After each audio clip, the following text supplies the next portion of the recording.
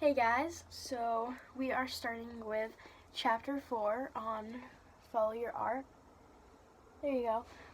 By Trolls. So, yep, we're continuing on chapter 4, but I think I'm going to do 2 or 3 parts for chapter 4 because chapter 4 is a longer chapter, so it's going to take longer to read. So I am going to be splitting this up. I put a bookmark where I'm going to stop since it's really long. But we're going to continue on chapter 4, and this is Poppy's perspective. Like, Poppy's going to be reading chapter 4. So let's just get started. So chapter 4, the chapter where all involved agree. Everything goes better with baking. So this is Poppy now. Harper doesn't even have to ask me who's first on the list, because all we have to do is prick up our ears a little to catch the crazy, mad good harmonica notes drifting into the pod. Cooper, Harper pronounces. Cooper, I agree. Harper calls toward the entrance. Come in, Cooper. Yeah, we won't bite, I add. I turn to Harper and whisper, although if he brought any treats, I will definitely be chomping down on them. Cooper bends his long neck to pop his head inside the pod, followed by his fuzzy striped neck and torso, and finally his mad skills dancing legs. Harper smiles at me, then turns her attention to the bouncy troll in front of us, who is busy tucking his harmonica into his hair. What's that smell? Harper asks, and I shoot her a look. In a good way, I mean. She turns to Cooper with wide eyes but a cool voice. Did you bring us your favorite treats? She's attempting to be casual, but she's no better than I am. The more thought of one of Cooper's cupcakes as her subtly wiping a bit of drool from the corner of her mouth. I would laugh, but she's not wrong. He really is a ridiculously talented pastry chef. And that's not the only place where he stands out. Here's the thing. Trolls are stinking awesome because no two of us are alike. There are short trolls and shorter trolls, pink, purple, blue, green, yellow, and orange trolls. There are trolls who wear dresses, trolls who wear vests, trolls who wear crocheted belly shirts, and trolls who wear nothing but a healthy dusting of glitter. Except we probably have more in common looks-wise than not. Almost all of us have bright shocks of hair that shoot straight out of our heads, and most of us stand on 2 legs, keeping our arms free from super epic hugging sessions. Not Cooper, though. Cooper's long neck starts where the top of my hair ends, and instead of standing on 2 feet, he's on all 4s, allowing him to bust out the hip-hoppiest of dance moves. His legs and yarn rope hair are powder blue, and the rest of him is covered in a full coat of pink and red striped troll hair, all the way up to the fun little green stitch hat perched on his head. But that's not the best part of him.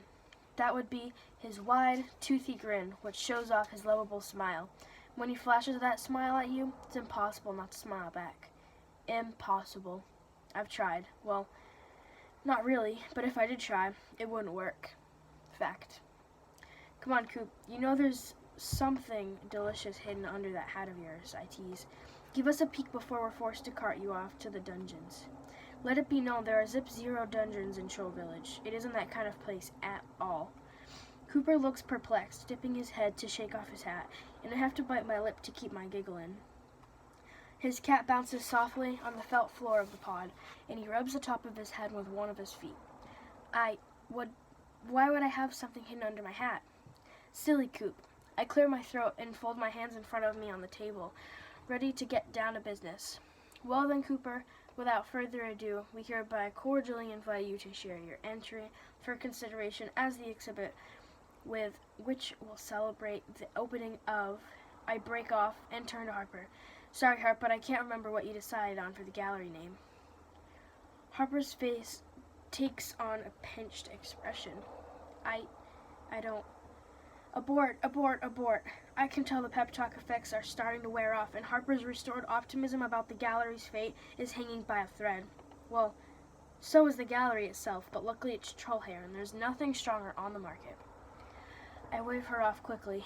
Never mind, unimportant. There are a million things to think about at the moment besides this. Like, whatever it is Cooper's got for us, which is... Cooper grins and folds his neck to tuck his head inside his fur. He emerges with a wrapped cupcake in his mouth, which he pops onto his foot before extending his leg to me, and Harper with an expression of extreme pride. So, Just to be clear, when I asked if you were hiding any delicious treats and you said no, I trail off as Harper retrieves the cupcake from him. Cooper's grin falters. But you asked if I was hiding any under my hat, and I definitely was not. Right, of course. Well, this looks heavenly. What flavor is it? That one's my specialty, root beer cheesecake. Harper quickly unwraps it and takes a bite from one side. At first taste, it's completely obvious that if she weren't so busy chewing, her jaw would be dropped.